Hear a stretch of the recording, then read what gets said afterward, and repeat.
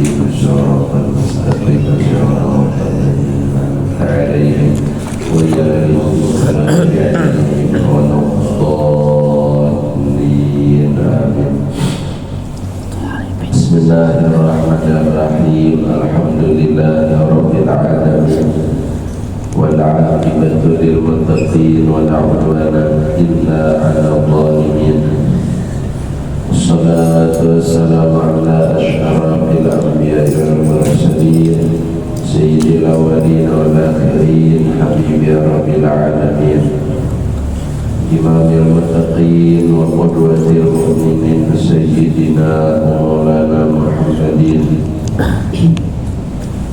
وعلى آله وصحبه أجمعين. أما بعد فيا رب اشرح لي صدري ويسر لي أمري واحلل عقدة من لساني يفقهوا قولي. سبحانك لا علم لنا إلا ما علمتنا إنك أنت العليم الحكيم. رب يسر ولا تعسر بتمم بالخير يسجد علما. اللهم رسول فهم النبي وحفظ المرسلين إلهام الملائكة المقربين.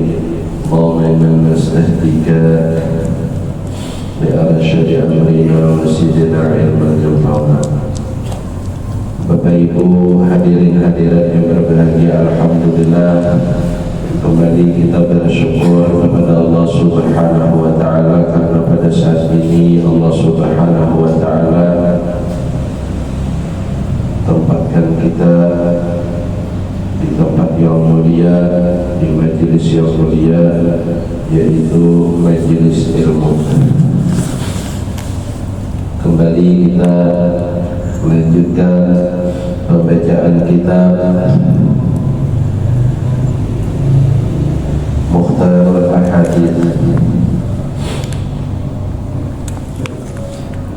kitab yang berisi mutiara-mutiara hadis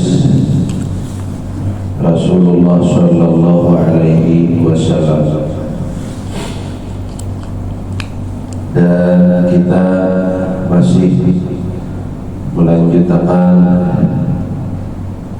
keterangan hadis Nabi Sallallahu Alaihi Wasallam yang sudah kita sampaikan, di mana Nabi Sallallahu Alaihi Wasallam sabdakan, ijtanibu as-sab'al mubiqat,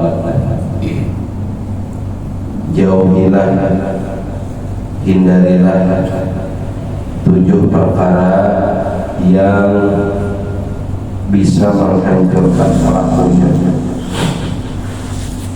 yang bisa menjerumuskan pelakunya kepada neraka. Qalu ya Rasulullah, lalu para sahabat bertanya, wahai Rasulullah, wa ma hunna, apakah 7 macam 7 perkara yang bisa menghancurkan itu? Lalu Nabi Sallallahu Alaihi Wasallam bersabda, yang pertama adalah asyirku billah, menyekutukan Allah. Nah, ini sudah kita bahas ya, ada pertemuan terdahulu. Macam-macam syirik, dari syirik yang paling besar, syirik pertamahan, sampai syirik yang paling kecil, syirik yang tersembunyi. Yang kedua, ujian Nabi, perkara yang bisa menghancurkan pelakunya, dan ini disebut sebagai dosa besar yang kedua.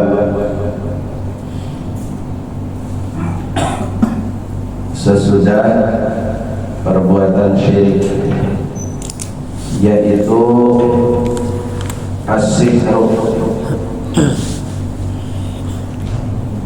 melakukan sihir.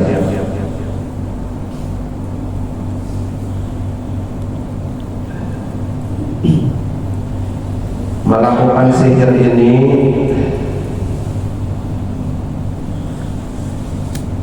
ada yang datang kepada tukang sihir, termasuk dihukumi melakukan tukang sihir atau orang yang didatangi penyihirnya. Nah, jadi dua-duanya yang datang kepada tukang sihir berdosa besar juga.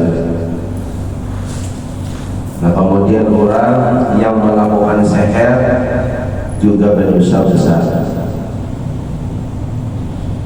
Nah, cuman yang paling benar dosa besarnya dari dua orang ini adalah si penyihirnya, karena dia memiliki ilmu sihir. Maka ujar Nabi, man ata kahinan au arrafan au munajjiman lam tuqbal salatuhu arba'ina yawman. Atau kama qala sallallahu alaihi wasallam, barang siapa ujar Nabi datang kepada dukun, datang kepada penyihir, datang kepada orang yang mengaku-ngaku tahu perkara-perkara gaib, lalu Nabi dia membenarkan ucapannya, maka sembahyang orang tersebut dan datang kepada penyihir, datang kepada dukun atau kepada orang yang mengaku-ngaku tahu perkara gaib, maka sembahyangnya tidak diterima selama 40 hari. Nah, lalu ujar ulama, maksud ada diterima sembahyang 40 hari ini, sembahyang nantinya gawi menurut hukum fikih sah. Artinya gugur kewajibannya, cuma kada dapat pahala. Ai la thawaba lahu. Tafsirannya sama hadis, barang siapa minum khamar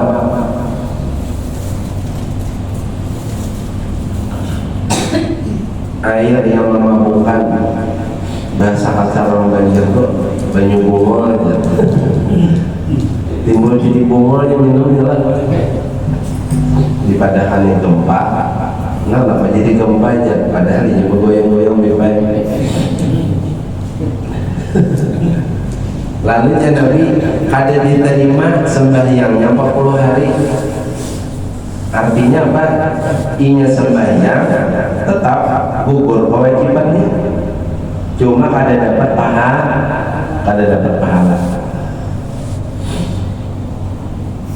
sia-sia. Nah, tapi secara hukum fikih gugur sudah kewajibannya.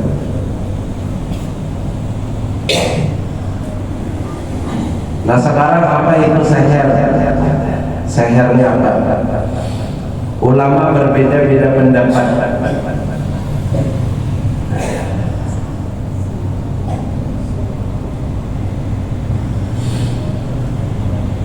Yang pertama, ulama mengartikan sihir itu adalah sarfu syai'i an haqiqatihi ila ghairihi, merubah sesuatu daripada aslinya.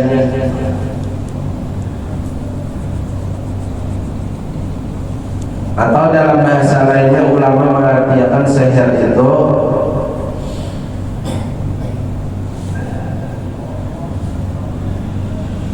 merubah pandangan seseorang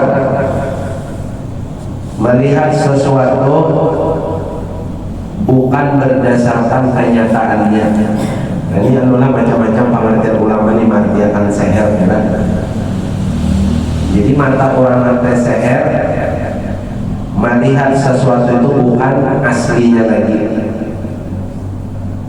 Nah, ini termasuk bagian sihir juga.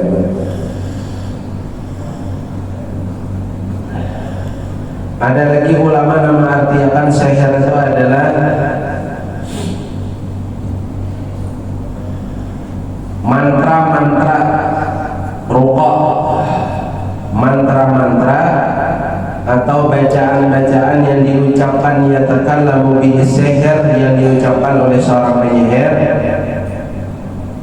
lalu mantra-mantra tadi setelah dibacakan yu'athiru fi badanil mashhur, akan memberikan pengaruh kepada fisik orang yang dijadikan sasaran sehernya.